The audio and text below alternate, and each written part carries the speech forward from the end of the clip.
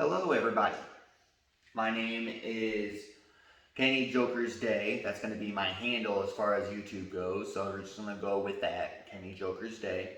And I kind of feel like this is more of a do-over than anything else because I've already attempted to do something like this. Didn't have necessarily the best equipment. I still kind of don't, considering that I'm doing all of this on the phone.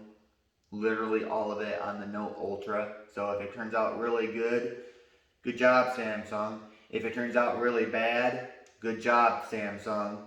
Anyways, sorry for the location in which I'm recording, basically my hello to you, or at least my opening phase to the video to you, because just like building anything, you gotta start at the ground level. Well, here's ground level. And a lot has changed in regards to where I was when I first started attempting to do this to where I'm at now. I have a house now. I have a fiance now. I have 3 dogs now. And I'm incredibly bored because I'm laid off right now.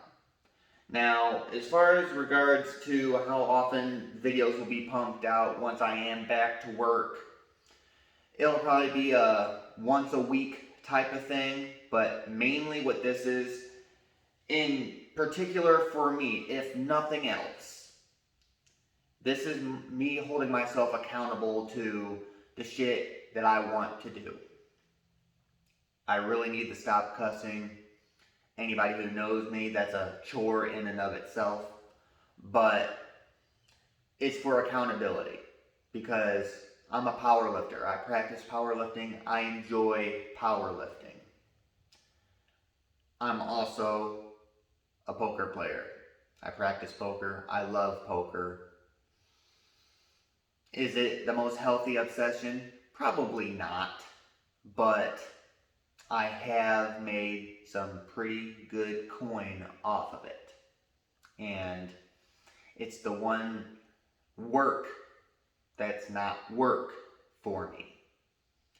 And I'm hoping in regards to my, being able to express myself creatively in this particular process, this proves to be more fun than work in and of itself. But regardless, this is more of an accountability standpoint for myself.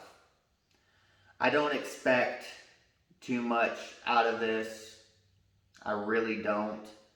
I want it to happen so badly, but at the end of the day, this is for me. And if it's literally just 1, 2, 4, 5 people watching, then that's 1, 2, 4, 5 people who I'm reaching and maybe even helping. Because it's not going to be just me in these videos. A lot of the time it's going to be, but I will be having guests. I will be having people who frequent what this place has been called the Iron Church. And the story behind that, because I might as well tell it now, is it started off with me just helping a couple friends out. They didn't want to pay for gym memberships. I had the weights and the equipment necessary to get a good sweat in, get a good workout in, build some muscle, maybe even build some knowledge. And they just started kind of like in a confessional, telling me stuff, asking me questions, like I have my own stuff figured out. I'd be the first one to tell you I don't. I'm just incredibly lucky in the circumstance that I find myself in. I'd be the first one to tell you. But that does not mean that I'm not willing to help. As long as you keep that bold print in mind. You're taking advice from somebody who doesn't have their stuff necessarily figured out. Doesn't mean I don't have wise words for you. It just means kind of take them with some salt here and there. But this started happening more and more and more, so to the point to where I'm pretty sure my buddy TJ, who you will be seeing in some videos, pretty sure either he came up with the Iron Church or I came up with the Iron Church. I'm not sure which one. I'm willing to give, credence to either one. But I tried to help by giving a different viewpoint. That's essentially how I go about all of my advice giving and all of my, stories that I've said, told in here to them. Confidential for now. And I like to think that I've helped. And it makes me feel good to at least think that I've helped. And they've come across and, said, on multiple times that, yeah, I have helped. So, in that regard, to anybody who may be watching these, maybe, using my accountability to keep yourselves accountable. Crazier things have happened. Why not? But,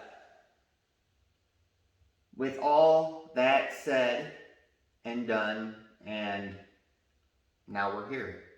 So today is squat. I love squat. I have no issues with squat. Wednesdays are bench. Fridays and or Saturdays are deadlift. And it's not that I don't like bench. It's just when you compare it to the other two, squat, deadlift, I'm a red-blooded man. I can do more with those two, so of course I'm going to love those more. But it is what it is. Let's get to it. Now, first things first, always warm up, empty bar. It's a little tedious, but ultimately it's a good habit to get into. Knock off some of the rust off of your knees, your other joints, get your movement how you want it.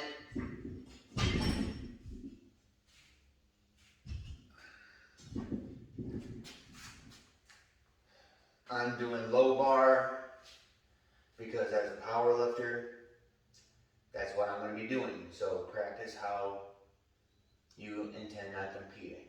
So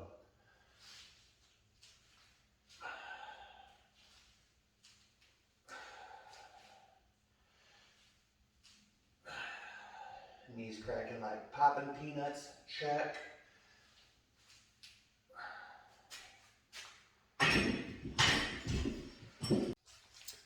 Next in the warm-ups is 135.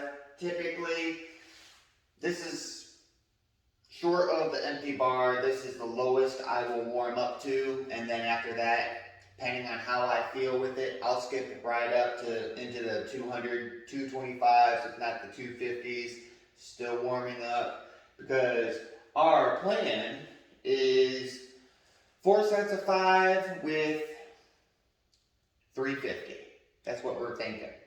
So, without further ado, let's get this warm up done.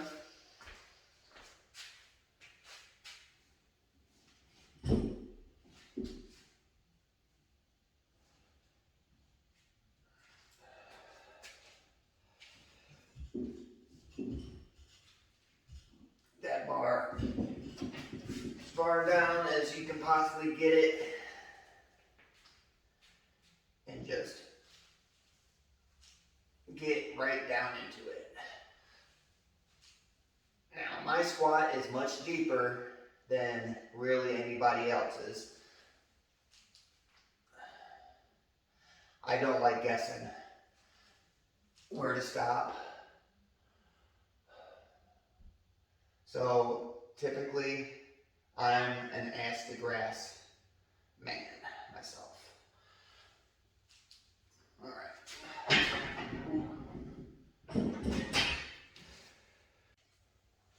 All right. Next is 225. We're going to try to pick up the pace a little bit on this because this will be the last one that we do without a belt. So try to knock these out. Probably not as fast as I can, but we're not going to be pausing nearly as much as we were before.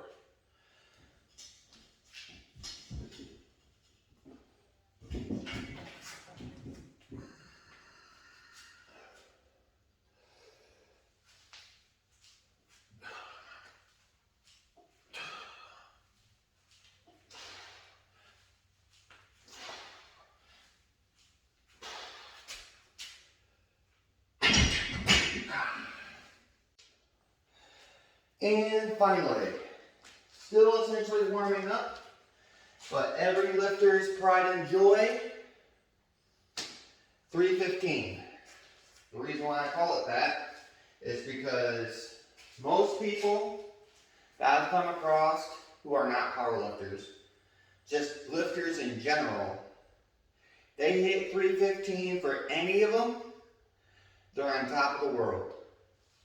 315 is everybody's beginning dream.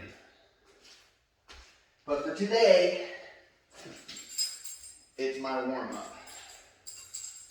But saying that, you gotta train smart, which means lifting belt. Use it. You're not too tough for it, I promise.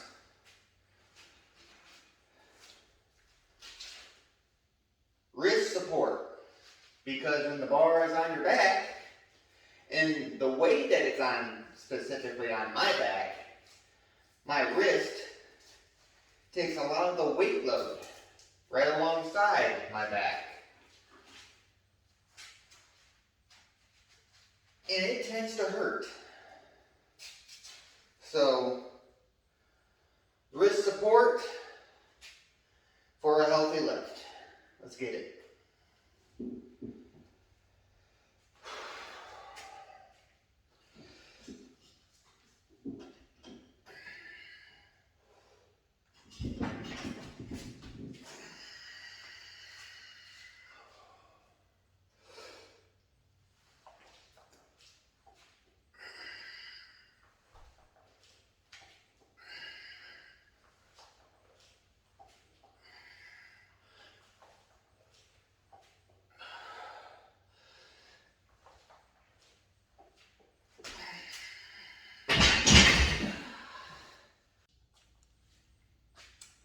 Now, as you guys will undoubtedly see and notice, I changed up the angle a little bit on the filming process because, being completely transparent, you couldn't see the weights that I was adding outside of the 45s. So therefore, before, it would have just looked like I was doing 315 over and over and over again, and we've already seen that I can more than easily do that. So, new angle allows you to see that yes, there are plates added to said bar, and it happens to be 350 pounds. So, let's try not to fail, right?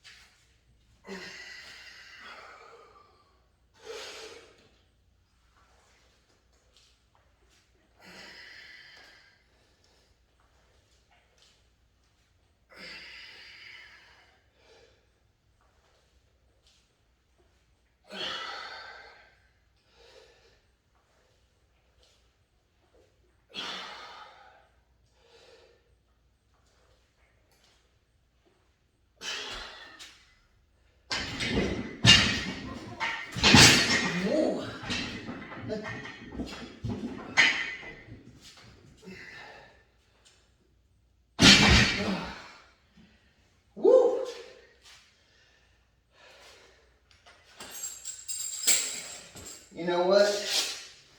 I'm tempted to edit that out. Or to attempt it. But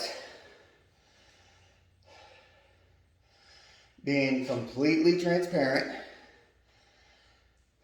that needs to be seen. Because those are the dangers of doing what I do. First set done. Now, important lesson to be had about that last set. A lot of people, after going through that scare, would have hung up the belt, hung up everything, and just called it a day. It's not a mindset that is conducive to getting stronger. I ain't dead yet. I say that loosely. We're going to complete our sets, just this time around, hopefully we can re-rack it much cleaner.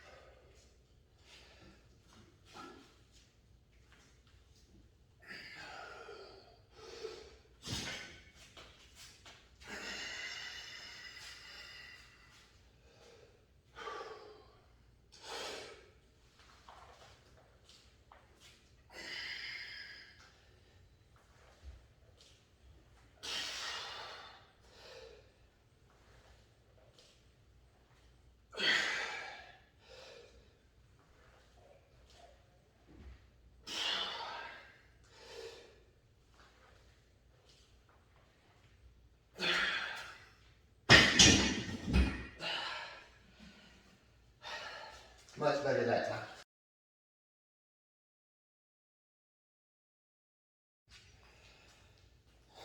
Just putting it out there. I tried something new. I tried doing the hyperlapse thing. Not sure how much I like that in regards to, putting it into a video, but this would be my fourth set, and obviously I'm not doing the fucking hyperlapse. So let's get last set, best set done.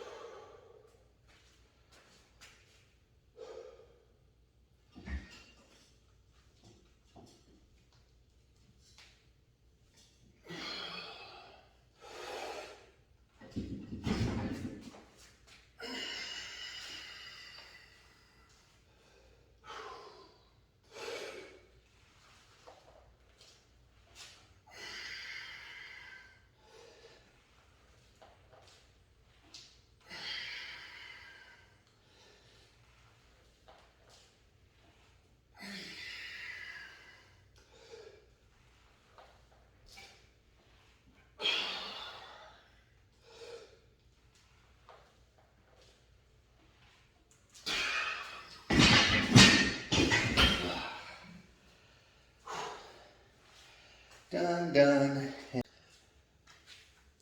Now, the next exercise / cool down from, doing the heavy stuff is calf raises. Now, you could probably argue that calf raises are essentially useless. There are so many better, different exercises, and you probably wouldn't be wrong. But here's the problem. I don't have any of those other implements that would make it easier for me to just do those instead of doing this. And besides that, to be perfectly honest, I like it. It's my gym. I'm going to do it. So, we're probably going to do 4 sets of probably 12, if not 15, depending on how I feel about it.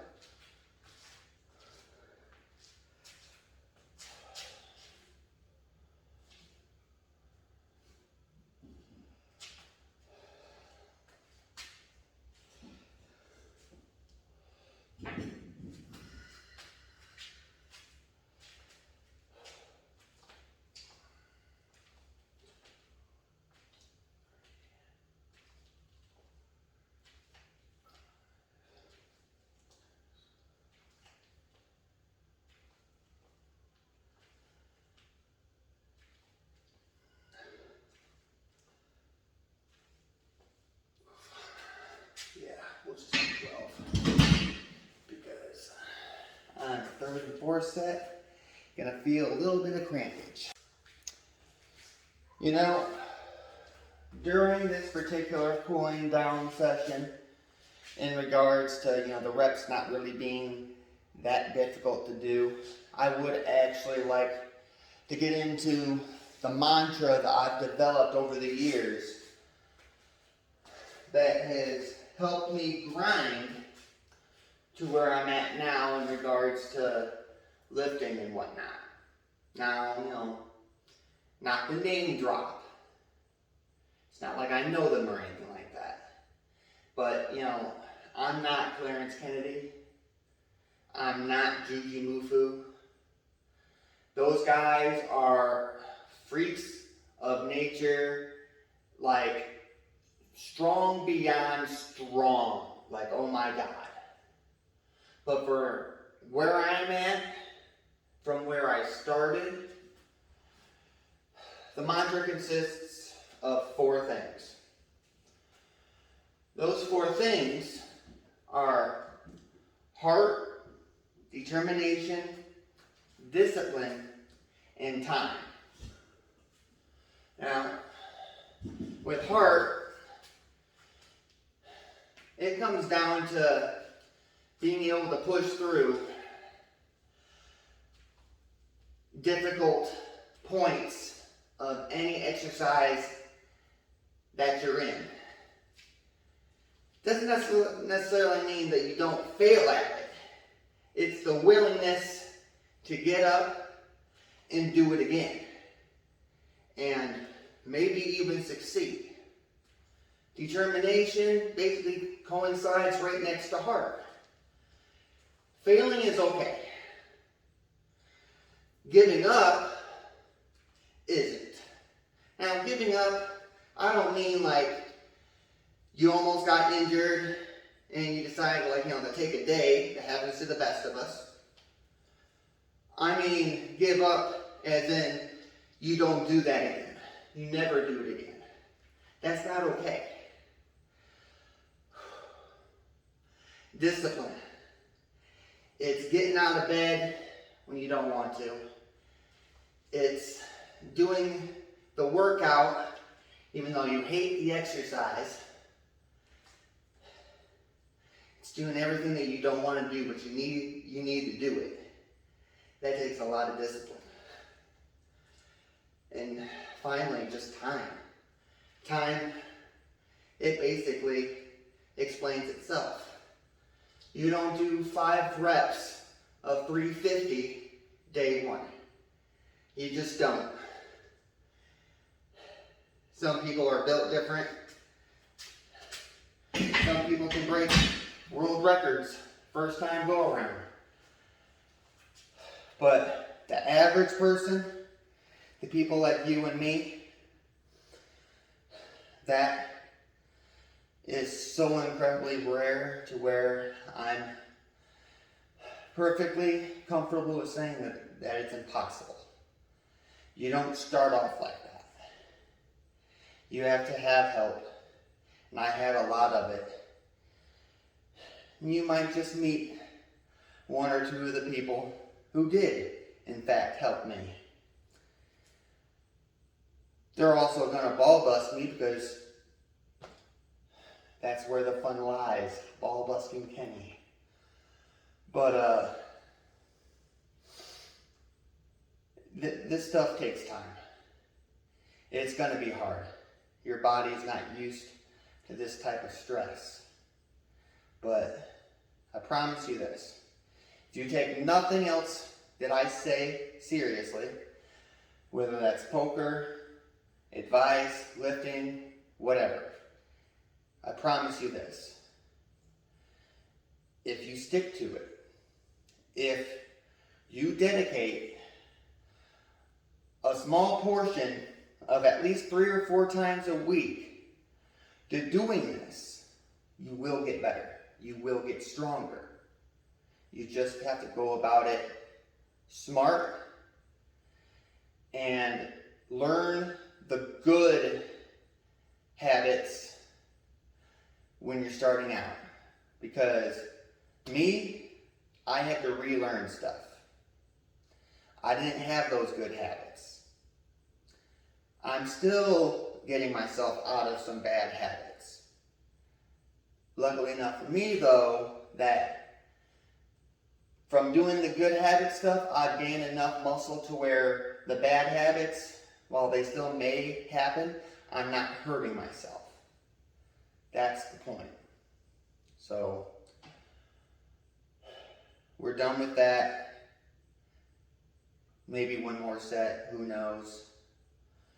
But, I think we can keep that on video. You trust me, right? Now, for arguably my least favorite exercise, probably of all time, the Bulgarian, I want to see, is it the Bulgarian lunge or the split lunge, whatever it's, I mainly just call it the Bulgarian.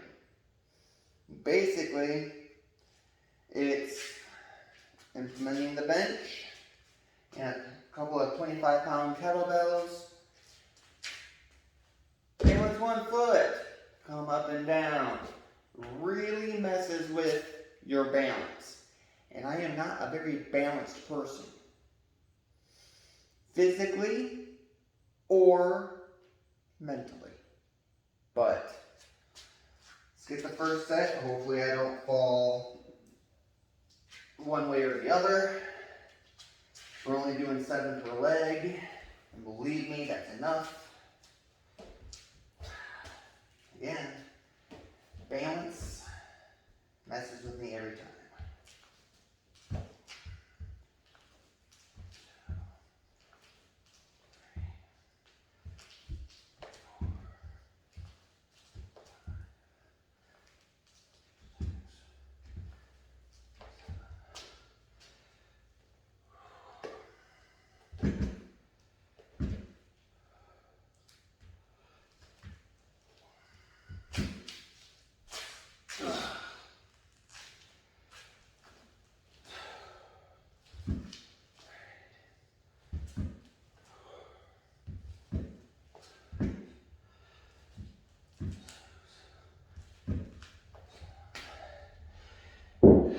Like I said, I hate these dang things.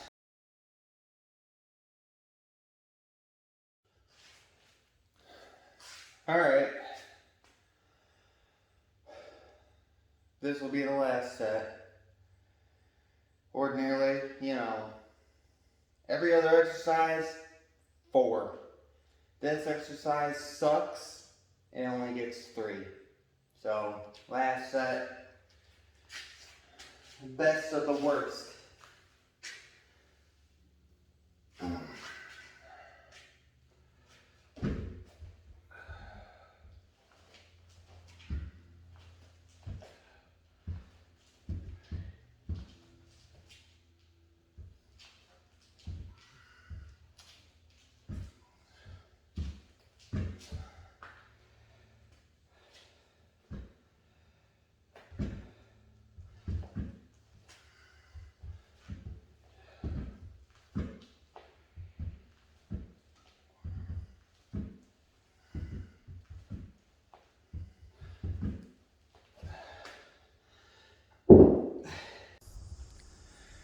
Well, I was going to film this part inside my office, but I figured I was hot.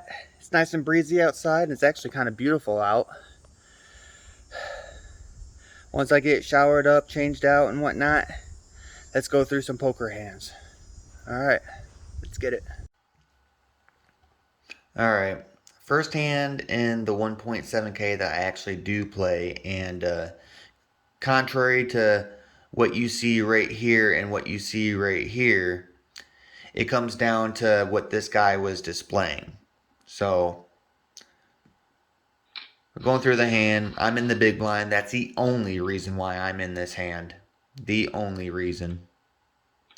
Everybody folds, he just flats. I have no intentions of raising. Let's see it flop. Alright, he checks, I check.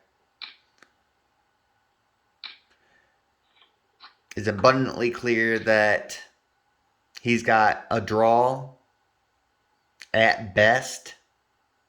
So when he didn't try to re-raise me or even like so much as raise on the river in regards to, you know, my being willing to put in a bet on the turn, I pretty much knew that he really didn't have jack. So one more push, and with as low as his chip stack was, there really wasn't much more to do. So that's how that ended up happening. Alright, next hand is the ace-4 off. This table has proven to be incredibly limp heavy, so the ace-4, I get it, it's not that great of a hand, but for what it was, I caught my ace. He instantly decides to fucking call right there. Oh, I should watch my mouth. Alright. I checked that last card. I do know that it seems absolutely weak, but let me defend myself. Could he have been going for a draw? Absolutely. As you see his cards, he did, in fact, have a draw. But what he could have also had is an ace with a better kicker. So, basically, I'm just protecting my chips. Is he being a little bit hard-headed on, you know, getting rid of said draw heavy hands? Yeah. But he's also proven that he will play just about any two cards trying to catch. So, that's my excuse and I'm sticking to it. Okay, with this hand, I need to start off with some pretense. Now, I know I've said that Bub is incredibly able and willing to shove with any two cards, but that does not mean he is a stupid player. He does shove with some really good hands, he just kind of gets drawn out on. So, the difference between me playing every other ace and this particular ace is the fact that it's not just him shoving and me knowing that he's capable of shoving with really good hands. It's everybody after me that I'm not willing to call down. Coach Skelly, Wildcard, Miles Off of Molly, R-Monks, Real Good Rhymes. I'm not willing to call them down when they try to ISO. That's the difference. Anyways, I fold my ace-7. And we get a call. Ace-3 versus ace-7. Or ace-3 versus pocket deuces. Now, if I would have called, I would have been ahead of the guy who ended up calling him. And technically, I would have sucked out on the river with the better diamond. But, you know, just because it happens this time, as any poker player will tell you, doesn't mean it'll happen the next time. So, unfortunate, but we will live. Alright, next hand is pocket fives. Now, you see, he's coming back. He did a min raise. I don't like calling min raises when I have pocket pairs. Now, I get it. If I'm re-raised with the pocket fives, I'm going to have to essentially fold because at the end of the day, all you have is pocket fives. But the point of the matter is I'm trying to isolate him. I don't want anybody else calling. So I raised it up just a little bit. Just enough for him to call. Now he checks first. I'm going to represent the queen. Doesn't work in the slightest. 2 face cards out there. I'm basically shutting down. And just like I thought, on the flop, I had him beat. The moment he decides to call me, I know he has at least one higher card and maybe a face card, not necessarily the queen. But the fact of the matter is the moment that jack hits and he checks again, I'm not betting anymore because I did not improve and my odds of winning did not improve. Now, if that deuce is a 5, then he's in for a world of hurt because I really don't think he's going to fold to anything I put in. But this is one of many that we will lose. We're still in the tournament. No issues, no problems. Let's keep it moving. Alright, next is pocket 8s. I've already gone through this. I don't like seeing my pocket pairs for a limped pot. So he goes all in. I ISO because I don't want Miles following me in. Good flop. Now, here's the reason why you ISO for those of us that don't necessarily get it. If Miles has a heart, I lose. Easy as that. If Miles has a heart. So, you ISO the person who's going all in, who you have completely outstacked. So, nobody else can steal that pot from you. Now, am I robbing myself of possible profit in the hopes that Miles had no heart, just a really strong draw, but no heart? Yes and no. I don't regret this at all. And luckily enough, it panned out in this way for us. Luckily, he didn't have hearts, he had diamonds. Moving on. Okay, here's an instance where I can make an argument that I'm getting a little bit out of line pre-flop, but at this particular moment, I'm using my image at the table. It's kind of like a battering ram, and this is how well that goes. So I decide with King 10 of diamonds, not the best draw that I could possibly, even develop, but King 10. All right, 2 diamonds come out. Of course, I'm going to bet at this. I have a great draw, but that ace comes out. And then I don't improve. That's how well of a battering ram King 10 is. I'm not saying never play King 10. I'm not saying I'll never raise it like that again. It's just a matter of these are your results more often than not. If you don't take it down on the flop and then an ace comes out, you forfeit whatever chips you put in because you're basically cooked unless a diamond, a miracle diamond comes out. And then you even have to kind of hope that he doesn't have ace X of diamonds. Because I don't know very many poker players who can fold a king high flush. I just don't. So, yeah, that happened. Here's a juicy one for you. 8-7 of diamonds. You wouldn't think that would be it, but just wait until you see that flop. Anyways, 8-7 of diamonds. I limp because if I raise, I don't want to get re-raised off a hand because I actually want to see this one. So that's the flop we get. Jack 10-9, straight off the bat with a straight flush.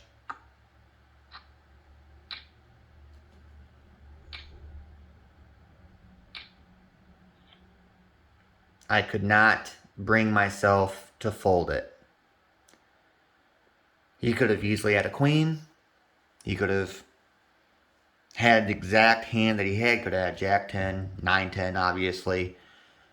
I lost just over half of my chips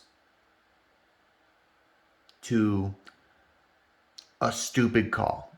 Now on the flop, I would have been more than willing to throw all chips in, but this is where being greedy set in. Because I'm thinking, I got this guy on a chain. I'm going to take this guy for everything he's worth. And apparently what he's worth and what I did not get is that amount. So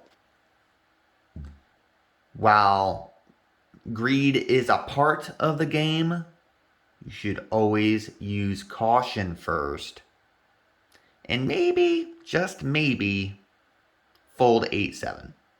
I'm just kidding. I'm probably not going to fold 8-7 unless he goes all in pre. And then, yeah, absolutely I can fold that. But that's the point. Onwards and upwards, hopefully we can make that up. Alright, funny story before I click play on this.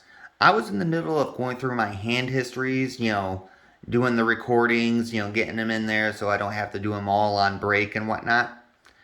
And I'm checking which hands I'm folding, and I see pocket queen. So I hurry all the way to this, to sit back down, and I see that, 750, raise. Nah, bro. We're going 2,000. Oh, you want to go all in? Let's go all in. Good, bad, lucky. That's about as good as you can possibly ask for. Now, I'm not going to lie. I was a little bit cursing the poker gods in regards to how dare you give me pocket queens when I'm in the middle of making, little videos to put into one big video just to have me lose. But let me get back to this. That is how that ended up panning out. Extremely lucky. Rarely happens to me. So we should very much definitely document it. Yeah, I know it's a big jump. You probably saw a lot of chips and not so many chips. And yeah, I'm at the not so many chips part. We have ace jack. When you have roughly about 15, maybe 17 big blinds, being picky with which hands you go all in with, you don't really have that luxury. So this is not a good sign. And we're flipping and we lose. Now, anybody who knows me as a poker player, I absolutely hate flips. For this basic reason. Because I end up being either really far ahead or really far behind. This time around, I wasn't really that far behind. It was just a matter of I couldn't rely on my ace. I had to hit a jack. Now, the only good thing about this card right here is it gave me a possibility to a 10 right here for a straight. But that's about it. So, yeah, we're out of this one. We don't make money, but we had some good hands. Made some questionable calls, as, I thoroughly put out there, but in the future, we'll get better, and maybe we can actually start recording some cashes. Anyways, like, subscribe, comment, do whatever you feel like you need to do. But You guys have a nice day.